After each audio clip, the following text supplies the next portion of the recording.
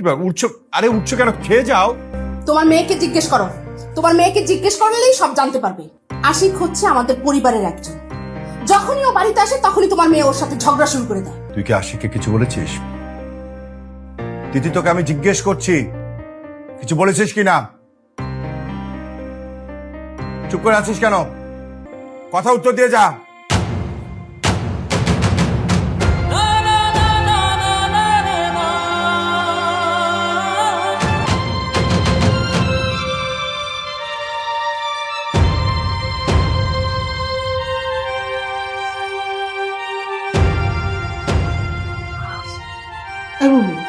তোর কি হয়েছে? নিশ্চয় তোর কিছু হয়েছে, বল আমাকে, আমি আছি তো এখনো। দাদু, তুমি তো কিছু জানো না। আপু রিসেন্টলি আপুর বয়ফ্রেন্ডের সাথে ব্রেকআপ হয়ে যাচ্ছে। এই বয়ফ্রেন্ড এসব কি? বয়ফ্রেন্ড কি বল? বয়ফ্রেন্ড মানে বুঝো না? তুমি প্রেমিক চিনো? প্রেমিক ওই যে আরিয়ান নামে একটা ছেলে আছে না, তার সাথে আপু। তুই বেশি জানিস, আন্দাজে কথা বলতেছিস। আমি সব জানি, আশিক ভাই আমাকে সবকিছু বলছে। কেন, তোর কি আরিয়ান ভাইয়ের সাথে সম্পর্ক ছিল না? না দাদু, হ্যাঁ, আমি না আশিককে ভালোবেসে ফেলেছি, কিন্তু আশিক কোনোভাবে আমাকে বুঝতে চায় না। এ তো খুশির খবর, আগে বলবি না আমাকে? তুই একটা ভালো কথা বলেছিস। আমি এতদিন এটাই চাইতাম যে তোর আর আশিক ভাইয়ের মধ্যে কিছু হোক, তোরা একজন একজনকে সত্যিকারই ভালোবাস। আমি এখন কি করব? আশিক তো মন খারাপ করে আছে, বাবা যদি জানতে পারে বাবা তোমাকে বকবে। আরে তোর বাবা শুনলে আরো খুশি হবে। শোন দিদি ভাই, তোকে একটা কথা বলি, শোন।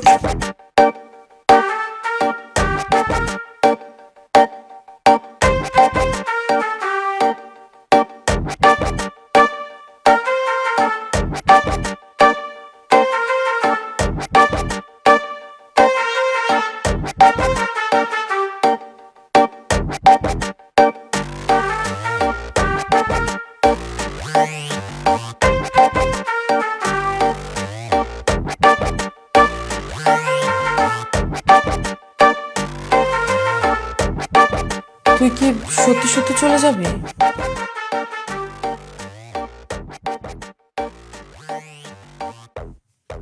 আচ্ছা, না গেলে হয় না বাড়িতে? আই এম সরি, আমার ভুল হয়ে গেছে। আমি না বুঝতেই পারিনি যে তুই এত কষ্ট পাবি। অ্যাক্টিংটা খুব ডিপ হয়ে গেছে, মানে আমি নাটক দেখি তো। অ্যাক্টিং মানে কিসের অ্যাক্টিং? আমি তোর সাথে যা যা করছি সবকিছু আমার সাজানো নাটক ছিল। আমি না ব্যাপারে, আমি না তোর সাথে থাকতে থাকতে আমি নিজেই পাগল হয়ে যাবো। আমার একটু খুইলা বল। মানে আরিয়ান সত্যি সত্যি আমার বয়ফ্রেন্ড না, ওকে ভাড়া করে আমার বয়ফ্রেন্ড সাজিয়েছি। তার মানে তুই আমার সাথে যা কিছু করছিস সবকিছু ইচ্ছা করে করছিস? না, তোকে জ্বালানোর জন্য, তুই যাতে আমার আশপাশে থাকিস। আর তোর সাথে এত ঝগড়া করি কেন জানিস? তোর আশেপাশে আমারও থাকতে খুব ভালো লাগে। আমি একটা কথা তোকে কখনো বলতে পারিনি, আমি তোকে ভালোবাসি। কারণ আমার কাছে মনে হয়েছে যে তুই আমার ভালোবাসা কখনো বুঝবিই না। আমার এতক্ষণ তুই যা কিছু বলছিস বুঝে বলছিস, মানে সত্যি কথা?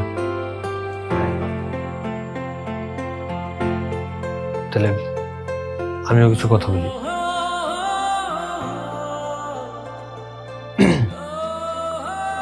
আমার আসলে তোর ভালো লাগে অনেক আগে থেকে।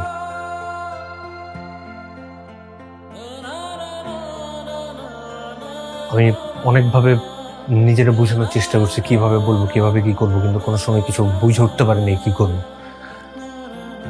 আমি চাইছি সবসময় তোর আশেপাশে থেকে যদি তোর কোনোভাবে বুঝাইতে পারি। তুই এটা বুঝতেছিস না, 365 দিনের মধ্যে 250 দিন তো আমি তোদের এই জায়গাতেই থাকি। কেন থাকি? শুধুমাত্র তোর জন্য। আমি তোর মতো তোরে কোনো সময় বুঝে উঠতে পারি নাই। তুই আমার এতক্ষণ যে কথাগুলো বলছিস, যদি এই কথাগুলো সত্যি হয় তাহলে আমিও তোরে ভালোবাসি।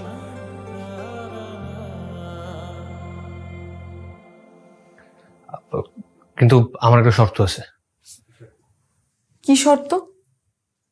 আমরা এতদিন যত ঝগড়াঝাটি যা করছি এগুলো সবকিছু বাদ, আমরা কিছু মনে রাখবো না। আর আজকের পর এই মুহূর্ত থেকে আমরা কোনো প্রকার ঝগড়াঝাটি করবো না, তাইলে আর কোনো ঝামেলা নেই, ব্যাস। আমি তো কোনো ঝগড়া ছাড়া থাকতে পারবো না, ঝগড়া আমার করতেই হবে। তো ঝগড়া করলে কি লাভ হলো? আবার ঝগড়া করবো, আবার সবকিছু শেষ হয়ে যাবে। না, ঝগড়া না করলেই সবকিছু শেষ হয়ে যাবে। ঝগড়াও শেষ, ভালোবাসা।